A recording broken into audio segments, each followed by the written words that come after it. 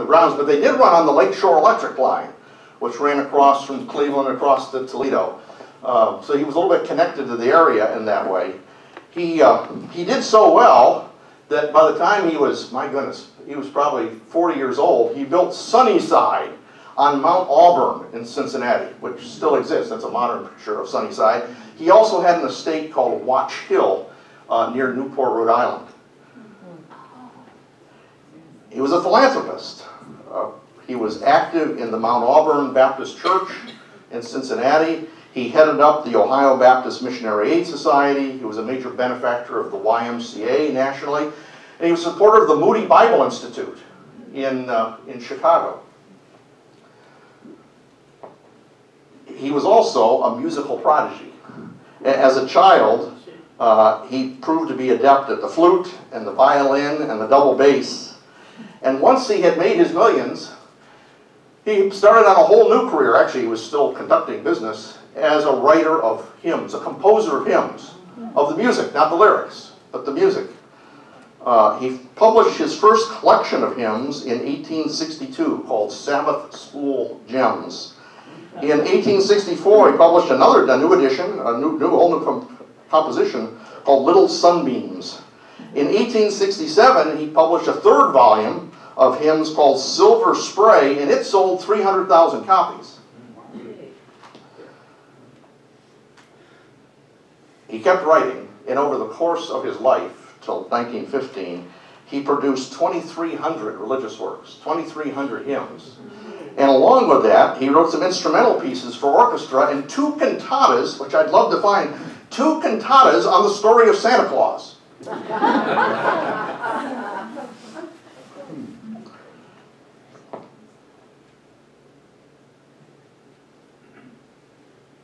Where he really made it big, though, was as a result of a letter that he got in 1867. It was from Fanny J. Crosby, not his wife. Fanny J. Crosby, who became so close to the family that his daughters call her Aunt Fanny. He received a poem in that letter. He put it to music. It was a hymn. And over the next 48 years, he collaborated with Fanny Crosby on 1,500 hymns. 1,500 of her poems, 1,500 of his compositions. They were a majority of his 2,300 total works. Fanny J. Crosby was a household name by the end of the century. Sort of in a way that Doane wasn't. She was better known. Partly was her story. She was born in Brewster, New York in 1820, and very early in her life she was blinded. But she managed to become skilled at the piano, the organ, the harp, the guitar. And by the 1860s, she had moved to New York, and she was writing religious poems with the intent that they be set to music as hymns. In 1864, she published a collection with a variety of composers called The Golden Censer for Sunday Schools, and it sold 3 million copies over its lifetime. She signed with the New York music publishers Bigelow in Maine in 1867 to produce for them 3 new hymns a week. She was in 3, which she did for decades, 3 new hymns every week. In the end, she published 8,000 religious poems, plus about 1,000 secular poems, and they sold 100 million copies. She was also a Chautauqua person. She went and bought a cottage at the Ocean Grove, Chautauqua, in New Jersey. Or, isn't that where, that's the one in New Jersey. I get confused Ocean Park, which is in Maine. Ocean Grove in New Jersey, where she spoke. They have a great auditorium. So she was a regular speaker and singer at the great auditorium, and then she held sort of salons at her cottage, and people came from far and away, wanting to see the blind poetess.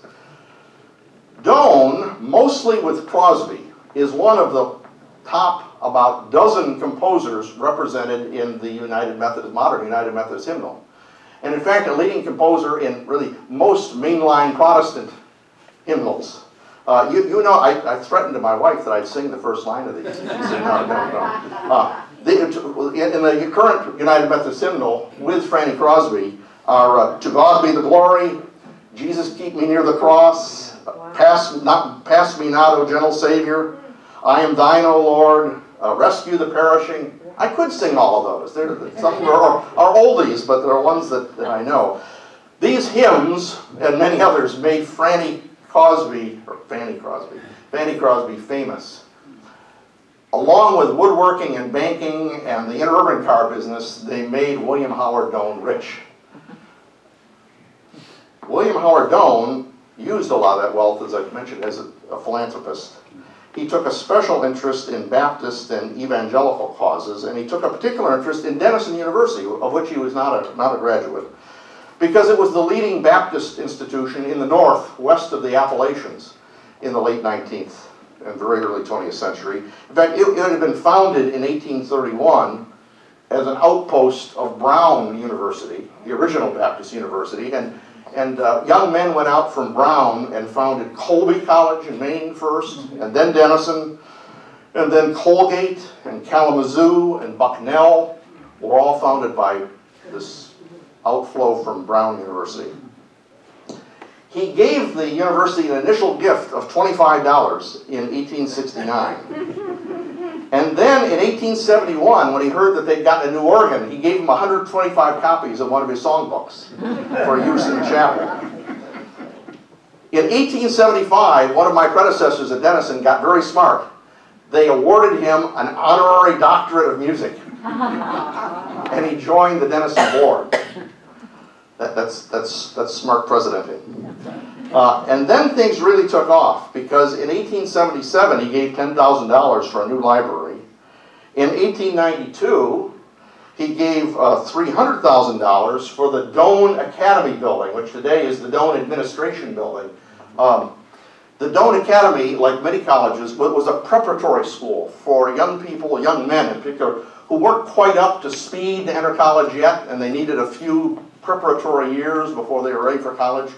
Its principal was William Rainey Harper, who was a young Yale graduate, who a few years later was stolen away by John D. Rockefeller, who'd been on the Denison board until Denison kicked him off because he moved out of Ohio and was no longer an Ohio Baptist layman, just as he really made it big. And he brought a little struggling Baptist college in Chicago and brought William Rainey Harper to run it, and it became the University of Chicago. Wow. William Rainey Harper was a speaker here at Denison. See, you can get the boy out of the college, not the college, but at Lakeside. He was a regular speaker at Lakeside. If you look through some of the lists of speakers at Lakeside, you'll see William Rainey Harper's name. He continued to give. In 1905, he gave a gym and a pool for women. In 1909, he gave an organ for the recital hall. In 1915, he gave $300,000 for, basically for the endowment, especially to support young men and women who were aiming to go out as either missionaries or as clergy people. After his death in 1937, his daughter and son-in-law gave $300,000 for the first section of what became the William Howard Doane Library at Denison. And then in 1940, his daughters gave whoops, I went too fast. Well, I missed a building. They gave another $300,000 for a science building. Denison became independent and non-sectarian in the 1960s, no longer related to the Baptist Convention. But from 1831 up until that time, it turned out dozens, if not hundreds, of Baptist ministers and missionaries. Dozens of them took up the call to go to Burma, as I mentioned before, because there was a long tradition there, China, Africa. They included Helen Hunt of the class of 1910, who was the daughter of President Emory Hunt of Denison. She came to serve as the Dean of Women at Judson College, a Baptist college for women in Rangoon from 1919 to 1951. It also turned out a fellow named Dr. Gordon Seagrave, class of 17, who was great fame in the United States as a so-called Burma surgeon. He worked on the Chinese border and took a little mission clinic and turned it into a major 300-bed hospital, which was much celebrated in the United States. The Denisonians who went on out to serve in Burma, mostly, as I said before, worked along the Chinese border.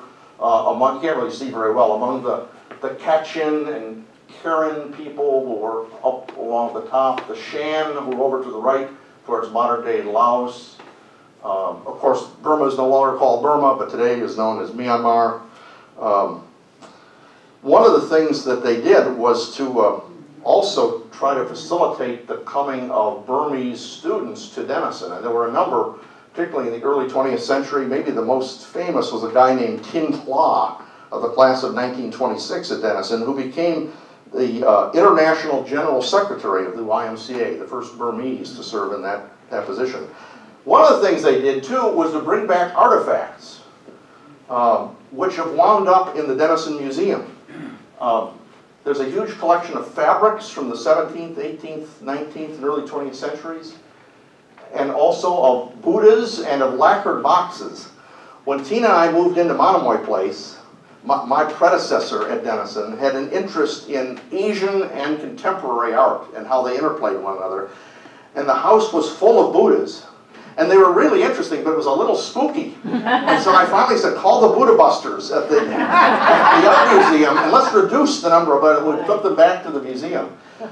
But this is such an important collection that the two most important collections of Burmese art in the United States are at the University of Pennsylvania and Denison, of all things, all put together by these missionaries who came back. It's not surprising that William Howard Doane thought of Granville and Denison as a suitable place for a home for missionary children.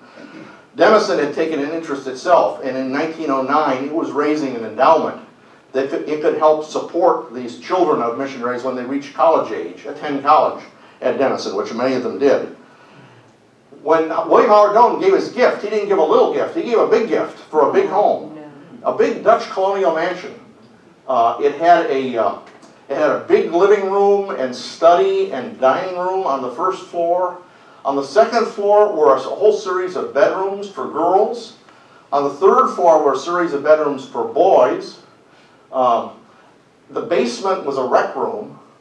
And then a few years later, after 1909, as more children came to inhabit the home, they added a wing on the left and then a separate two-story building, primarily for staff and sometimes inhabited by older children. It occupied 5 acres of ground, later expanded to 7 acres of ground, big enough that it could have a cow and a chicken coop and a fairly large vegetable garden that the kids worked in. It was relatively luxurious living, particularly during the Depression years for these kids, and they recognized that and often commented about it later on in life. The kids were active in the Granville schools. In fact, at one point, the whole starting backfield on the Granville High School football team were made up of boys from the home. Many of them worked around town in little part-time jobs for some extra pin money to spend during the years. Most kids came to Fanny Doane home after the age of 6, but a few were younger. A few came at 4 or 5, and a few came as late as high school. For the latter, those who came as high schoolers, it wouldn't be unusual to just spend 2 or 3 years at the home. But the young kids could spend 12 or 14 years. And many kids spent 6 or 7 or 8 years at the home. So the result was, from 1909 until 1949, when the home closed, more than 250 children spent time living in the Fanny Doane home. At the beginning, there were about 15 kids living here. Later on, in the 20s and 30s, about 30 kids lived at the Fanny Doane home. After World War II, advances in medical care and inoculations against tropical diseases began to make it more feasible for missionary families to keep their children with them. And so the number of kids began to dwindle down. And when the last child graduated from Granville High School in 1949, the Missionary Society closed the home. Denison bought it in 1974. That's not true. They bought it in 1952. For about 3 years, the Baptists continued to use it for returning missionaries who needed a transitional residence, or sometimes for Baptist groups of different kinds. But in 52, the college bought it, and it served as apartments for young faculty until it fell into disrepair, and in 1974 it was sold to a developer and, as I mentioned, taken down. The parents of these children were on 6-year terms abroad. They'd go away for 6 years, and then they would get 1 year furlough. Typically, they would come, if their child was at the Fanny Doan home, they would come to Granville and inhabit one of these houses that was available, and their kids would move out of the home for that year and spend the year with their family before going back into the home. It was as luxurious as it may have been, it was tough. I went down just recently to the First Baptist Church of Granville because I discovered kind of circuitously that they had it turned out to be 5 large scrapbooks that were compiled from a reunion of 70 Fanny Doan home residents who came back in 1993 to hold a reunion, and it was full of reminiscences.